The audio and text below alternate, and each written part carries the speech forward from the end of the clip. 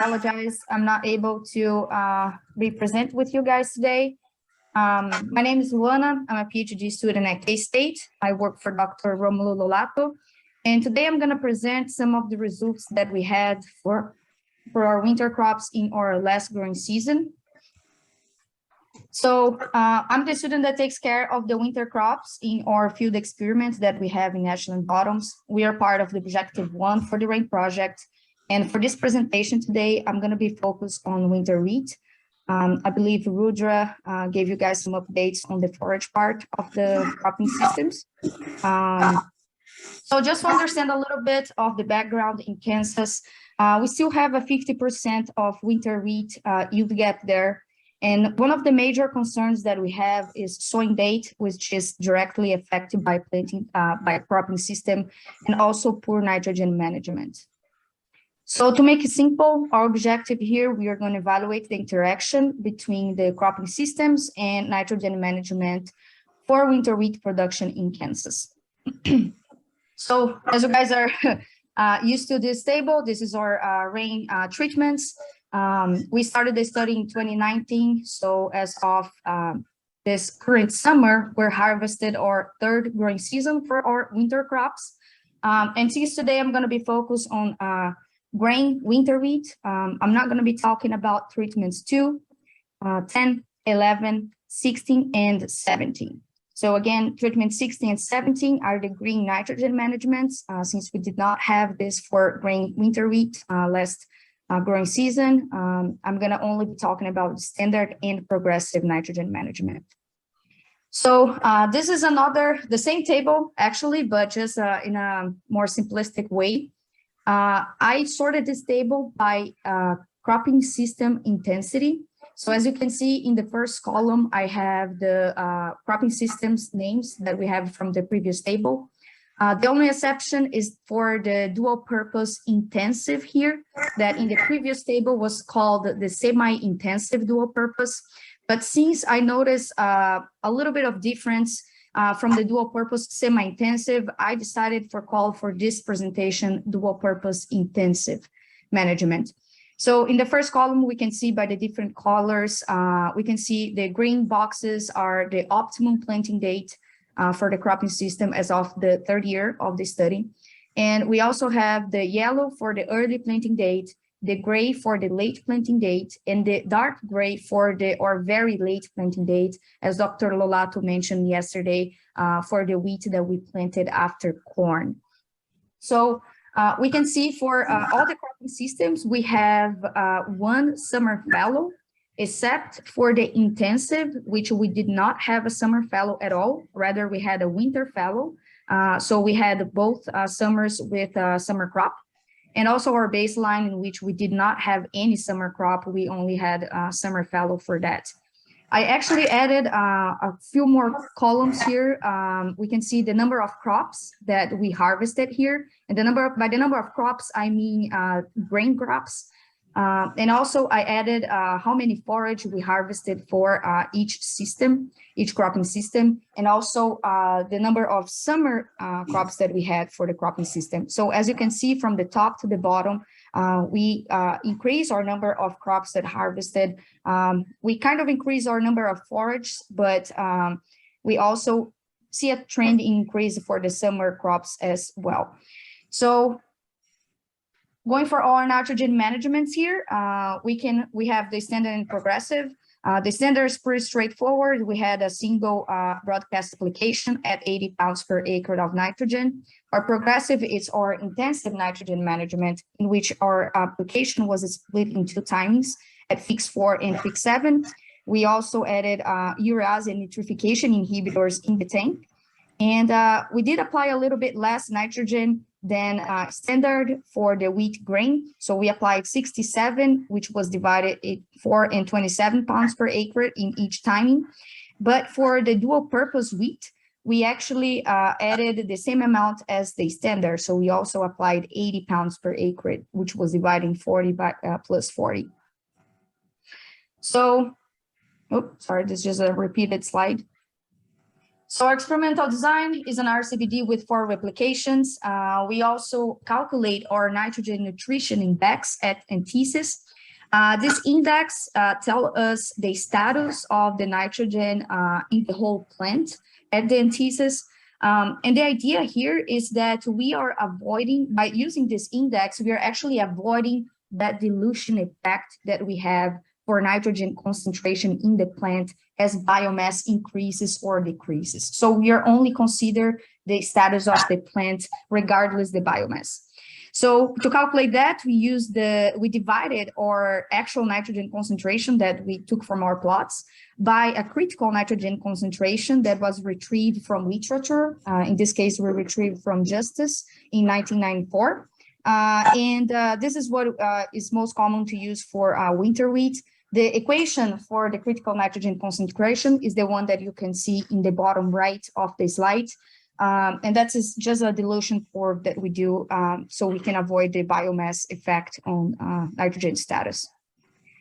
So going to the results, this is just our water that we had for our last growing season. So as you can see, regardless the planting date, we actually had lower than normal precipitation for the growing season. And when we calculate the evapotranspiration minus the actual precipitation that we had in the season, we had a very similar water deficit regarding the planting date. So if we see any difference for here on, we can maybe have a clue that it might be due to temperature and timing of occurrence of the physiological state of winter wheat rather than actual water. But of course, we need, that's when Sophia and Dr. Batrignani comes and helps us with what is the status of soil water too for the plots. So this is the biomass at harvest. I sorted this graphic from the least intensive from the left to the most intensive system to our right. As you can see here, we don't see a whole lot of difference in biomass production, which was a little bit surprising for me because I was really expecting to see at least the winter wheat after corn to have a little bit more less biomass than the other treatments. But you can see that the only difference we see is for adaptive bran versus the semi-intensive after corn for the progressive treatment that we see a little bit of difference here, but not a whole lot of difference among all the system and within nitrogen management. What was interesting here too is that for our dual purpose intensive, in which our harvest as the third year was our dual purpose wheat, we do see that the progressive actually had a boost in biomass, even though it was not statistically different, but we do see that had a greater biomass compared to our standard nitrogen management, which is good for our dual purpose. And again, this is the biomass at harvest. So this dual purpose wheat here, we have been harvesting biomass on it when we were simulating grading here. So it was interesting to see how the progressive, likely due to the split application here, we had this boost in biomass at harvest.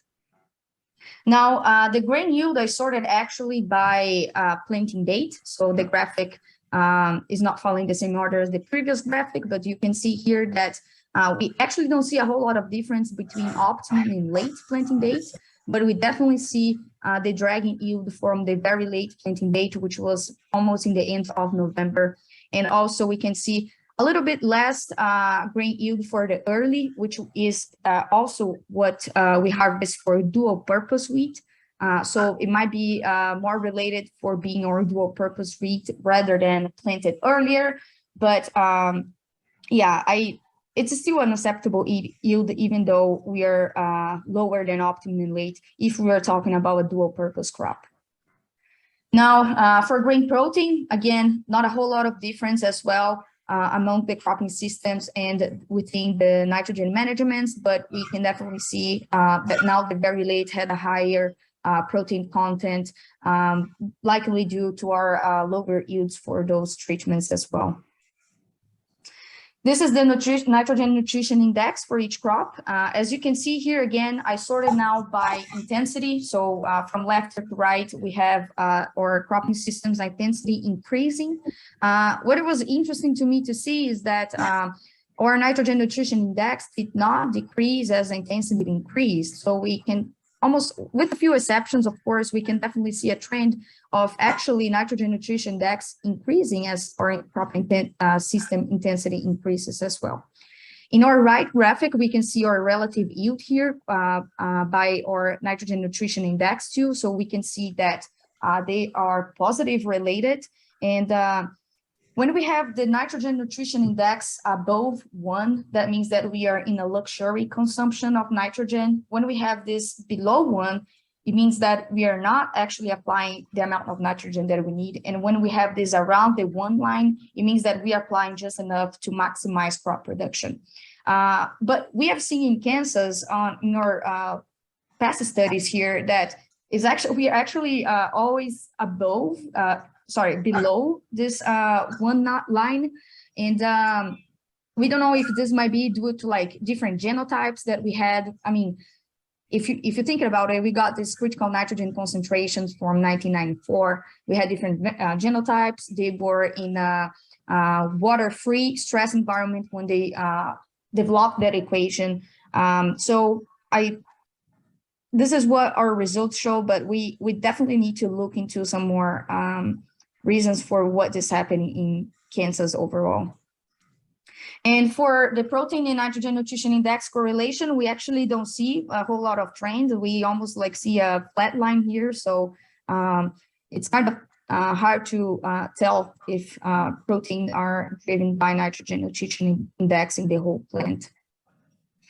Another thing that was interesting to see in our left graphic here again is that our dual purpose intensive, which we had our dual purpose winter wheat harvested last year, we actually had an increase in nitrogen nutrition index when we compare the standard and the progressive treatment here. So maybe that split nitrogen application among the other intensified nitrogen management for the progressive may enhance our nitrogen nutrition index for our dual purpose winter wheat. Now, some of the conclusions here, wheat yields, they were not impacted directly by crop intensity, but by nitrogen nutrition index and planting date. So the planting date is directly affected by cropping system, not by cropping intensity per se. Our protein content was not affected by nitrogen nutrition index or crop sequenced, but yes, by grain yield.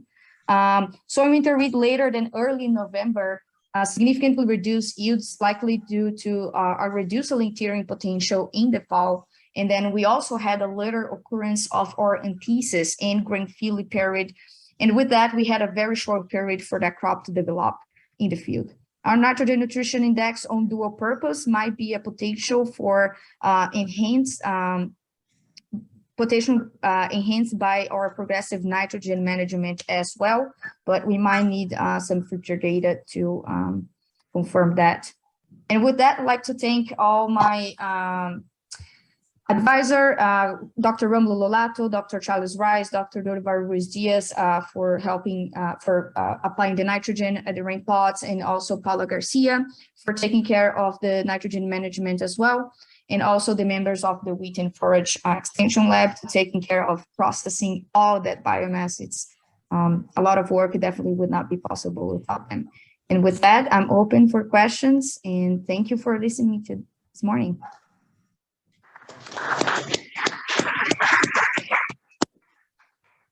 Thanks, Luana.